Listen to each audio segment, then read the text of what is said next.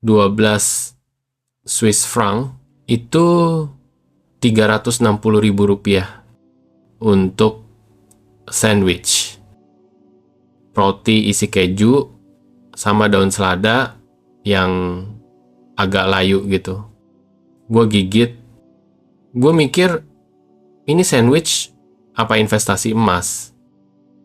Di Jakarta, uang segitu bisa buat makan seminggu di warteg. Nasi, ayam, tempe, tahu, sambal setiap hari. Di sini, satu sandwich, sekali makan, selesai. Welcome to Geneva, guys.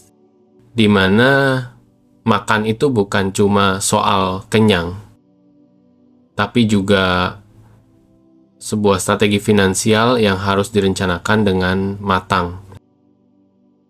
Oke, sebelum gue cerita lebih jauh, gue harus cerita soal kopi. Kopi di Geneva tuh mahal banget, guys. Harga kopi standar di cafe 5 Swiss franc itu sekitar 120.000 rupiah untuk secangkir kopi yang ukurannya kecil, kayak gelas plastik Starling. Tau nggak? Gelas kopi kecil gitu.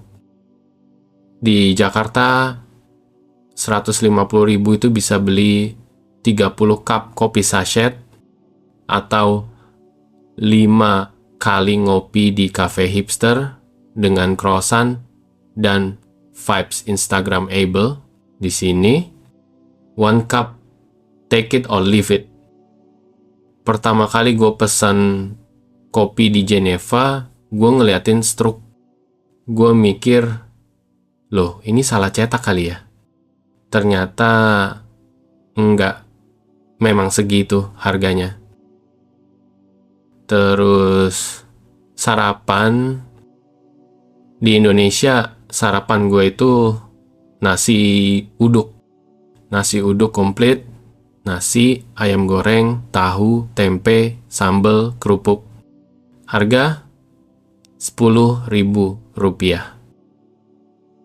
Di Geneva, sarapan standar itu roti atau croissant atau sandwich. Dan harganya mulai dari 8 sampai 12 Swiss franc. Itu 250.000 rupiah. Untuk sebuah roti dingin di pagi hari. Pertama kali gue sarapan di sini, gue beli croissant sama kopi. Total 15 Swiss franc. Gue duduk, makan. Croissantnya enak sih, crispy, buttery, French banget. Tapi gue nggak kenyang. Sejam kemudian, ya udah lapar lagi. Gue mikir 400.000 buat ini doang. Serius? Jadi gimana gue survive? Jawabannya adalah supermarket. Swiss punya 2 supermarket besar, Coop dan Migros. Ada juga Aldi dan Lidl. Dan ini adalah lifesaver. Di supermarket ada sistem diskon. Barang yang mau expired dalam 1-2 hari didiskon 30-50%. Ada stiker merah atau orange gitu. Dan gue jadi pemburu stiker merah itu. Setiap sore jam 5 atau jam 6 gue ke Migros. Langsung ke bagian ready to eat meals. Cari yang ada stiker merah. Tulisannya Migros budget. Pasta, salad, sandwich. Semua yang didiskon. Kadang dapat pasta seharga 5 franc jadi 25 franc. Di Jakarta, gue nggak pernah mikir soal tanggal expired. Beli gorengan, ya langsung makan. Di sini, gue literally jadi expert soal harga. Gue hafal sistem diskon. Gue tahu jam berapa barang di diskon. Gue jadi discount hunter. Mode survival gue kepake di sini. Otomatis aktif. Terus ada masa-masa gue kangen nasi. Kangen nasi putih hangat, kangen sambel, kangen tempe goreng. Untungnya Geneva punya toko Asia. Banyak malah. Ada beberapa toko yang jual bahan makanan Asia.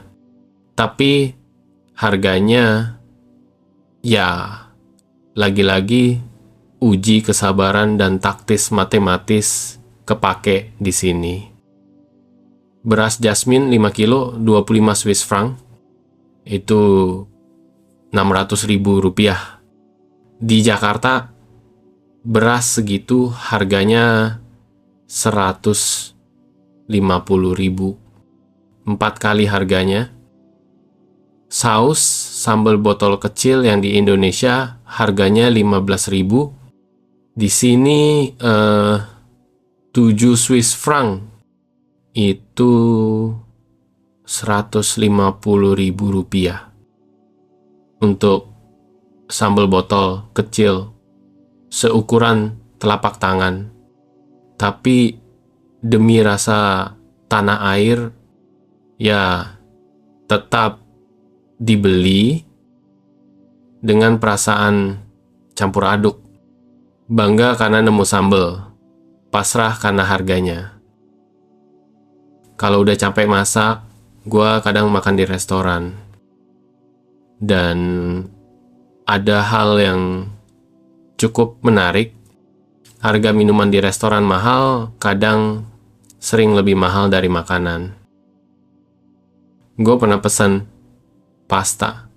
Harga 18 Swiss franc.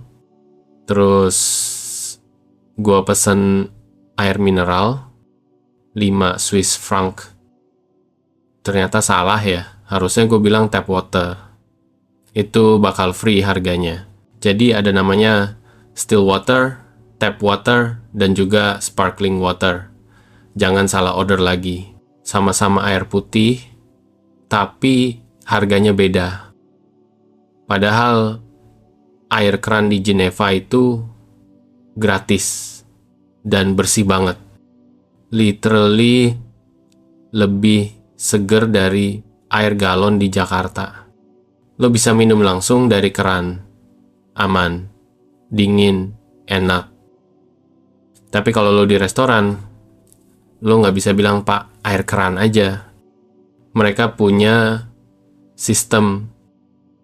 Ada tap water air keran, kadang gratis, kadang tetap bayar. Ada still water air putih, botol tanpa gas. Ada sparkling water air soda, semuanya air putih juga. Tapi beda nama, beda harga. Kadang bisa beda 3-5 franc per botol.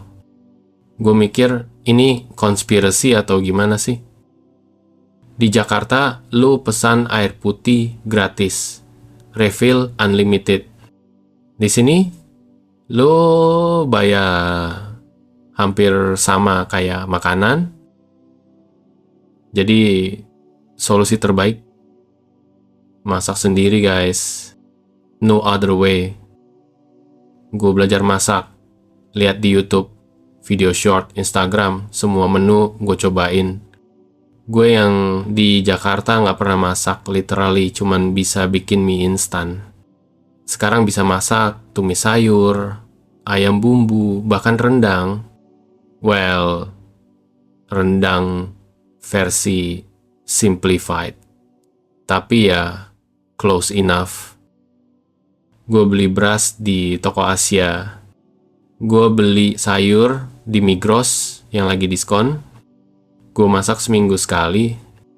Masukin Tupperware. Simpen di kulkas. Dan it works. Budget makan gue turun drastis. dari 1000 sampai 1500 Swiss franc sebulan, jadi cuma 500 Swiss franc aja. Hemat lebih dari setengahnya. Dan yang paling penting, gue bisa makan nasi setiap hari. Nasi hangat dengan lauk yang gue suka. Dan itu priceless. Karena nasi bukanlah hal yang umum yang dijual di resto-resto mainstream. Tapi tahu nggak, ada yang berubah dari gue.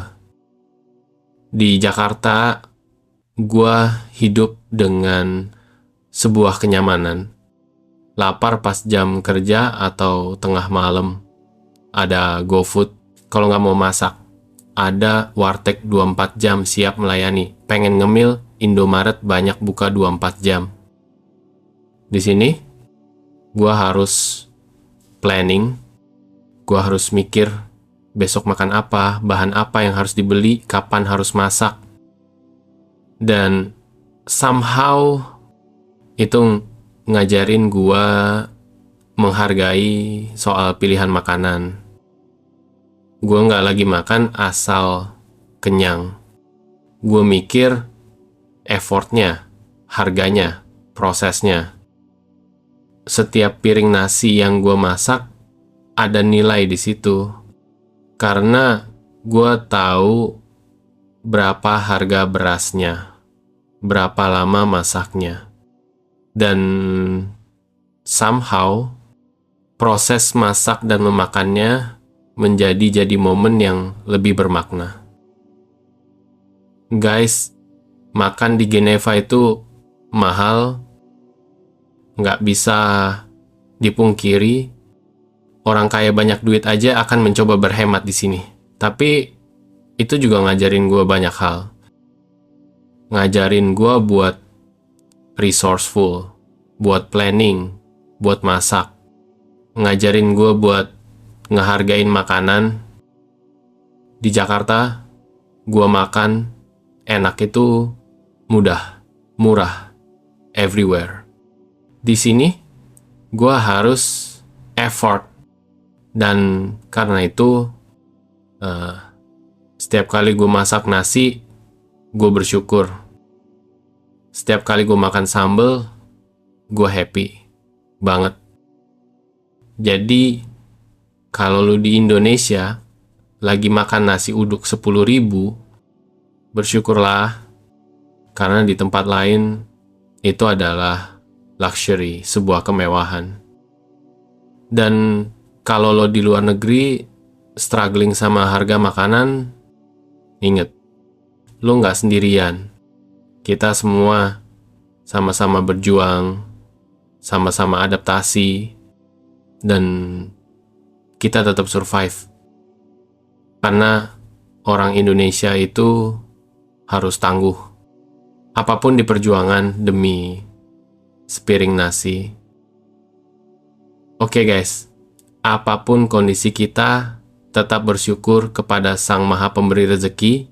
Ketika kita bersyukur, Sang Maha Kuasa berjanji, Dia akan memberi rezeki lebih banyak lagi. Tapi sebaliknya kalau kita kufur, banyak mengeluh, akan ada azab menanti. Semoga ini menjadi nasihat dan pengingat buat kita semua. Wassalamualaikum warahmatullahi wabarakatuh.